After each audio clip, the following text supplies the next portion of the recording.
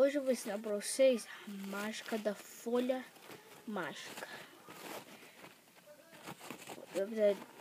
É uma folha, né? Qualquer tipo de folha. Ó, essa folha é uma folha normal. Você só amassa ela.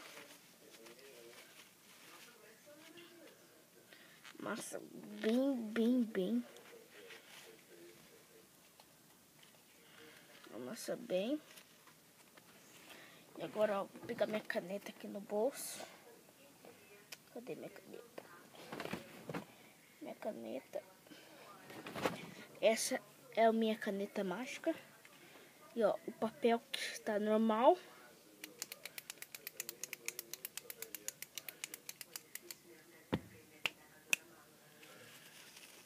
Sai todo despedaçado.